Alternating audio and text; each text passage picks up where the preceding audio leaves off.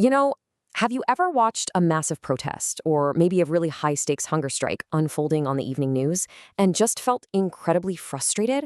Like, the authorities are seemingly ignoring all this immense public outrage until the absolute last possible second.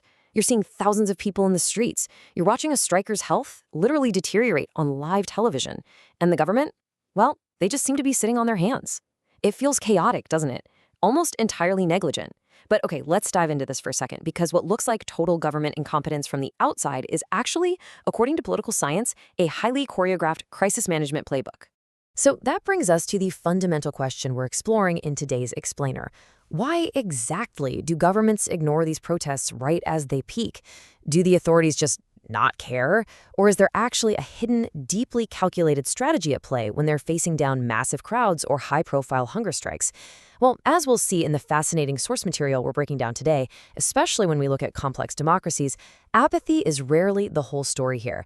There is absolutely a precise method to this madness. Section 1. The tactical waiting game. In the crisis management field, they actually have a specific name for this. It's called calculated exhaustion. Some experts also refer to it as tactical procrastination. By definition, it's a strategy where authorities intentionally delay negotiations to outlast public outrage and simply buy time. So the state isn't paralyzed by indecision at all. Actually, they are playing a brutal, highly cynical chess game. And in this game, the government is actively using time, the sheer inevitability of public fatigue, and even human biology itself as the main pieces on their board. Section 2. Surviving the emotional peak.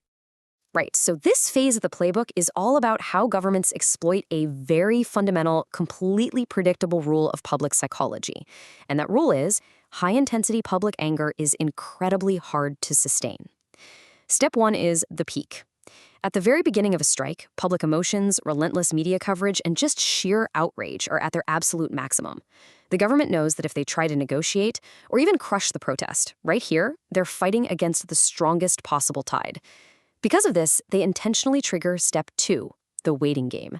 They drag out the talks, they announce the formation of, study committees or panels to review the issue. Over weeks, that initial emotional shock wears off. The media cycle inevitably moves on to another story, and just the daily grind of life forces the public to refocus on their own problems. Finally, once that fatigue really sets in, the government hits Step 3, the Goldilocks window. They wait for the exact moment when the protest momentum is just starting to plateau or maybe dip slightly, right as the striker's health enters a critical, life-threatening phase.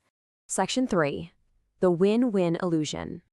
So, what exactly happens when the government decides the timing is finally right and they make their move during that precise Goldilocks window? Well, when they step in, they rarely actually surrender.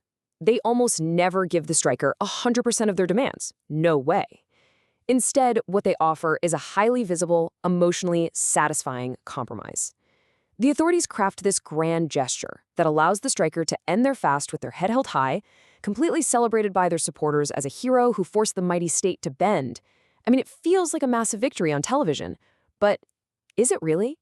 Let's break down the reality of that compromise and see how the outcomes actually stack up. On one side of the ledger, what does the striker, and by extension, the public, get out of this? A very public signing of an agreement. The cameras are flashing, the crowds are cheering. They might get a written assurance from a top government minister, or perhaps a high-powered committee is officially formed to look into drafting a new bill. It's an incredibly emotionally resonant payoff. But cross over to the other side of the board for a second. What does the government get? The immediate, terrifying threat to the striker's life is totally resolved, the protests are cleared out from the city center, and that glaring media spotlight is officially turned off. And most importantly, their core policy and their power are completely retained without a single major legislative change actually occurring that day. It's a cold, calculated victory for the state, beautifully disguised as a mutual compromise. Section 4. The cold storage strategy. Which brings us to what actually happens after the lemon juice is finally drunk to break the fast, and those exhausted crowds disperse back to their homes. This is the most crucial, and frankly, the most invisible part of the government's playbook. Once the immediate crisis is over, it's incredibly easy for a state to quietly neutralize the deal. First up is death by committee. That promised joint committee is formed, sure, but it meets what? Maybe occasionally? The process is deliberately dragged out for months, sometimes years. By the time they finally release a highly watered-down report, the public has entirely forgotten the original issue. Next is bureaucratic red tape. A promise made to change a law is stalled indefinitely on the administrative level due to quote-unquote legal hurdles, state-level jurisdictions, or my favorite, budget constraints. And finally, distraction. The government simply waits for the next election cycle, a major new global news event, or literally just cricket season to permanently bury the issue in the archives. They don't have to fight the protest anymore, they just have to freeze it. Section 5, the fatal exception. But here's the catch. This entire calculated exhaustion strategy we've just explored relies heavily on one massive assumption: that the hunger striker is a highly rational political actor who actually wants a compromise so they can survive and fight another day. But what happens if the state comes up against a true ideologue? This is a striker who is genuinely willing to die rather than accept anything less than 100% of their demands.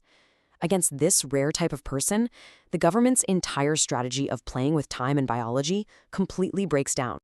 In those rare cases, the government's intentional delay backfires spectacularly. By waiting around for that perfect Goldilocks window, their delay can accidentally lead to the striker's actual death. And when that happens, what was supposed to be a carefully managed political crisis instantly turns into an uncontrollable national explosion. The very biology they were using as a pawn in their chess game suddenly clears the entire board. It leaves the government facing a genuine, full-blown catastrophe that they can absolutely no longer manage with study committees and signed assurances. Understanding the mechanics of calculated exhaustion really completely reframes how we look at crisis management, doesn't it? It strips away that illusion of the sudden last-minute government change of heart. So I'm going to leave you with this provocative thought. The next time you see a high-stakes national crisis neatly resolved on the evening news with some handshakes, a sip of juice, and the promise of a brand new committee, ask yourself, who really won? Thank you so much for joining me for this explainer. Keep questioning the structure behind the headlines, and we'll unpack another fascinating source next time.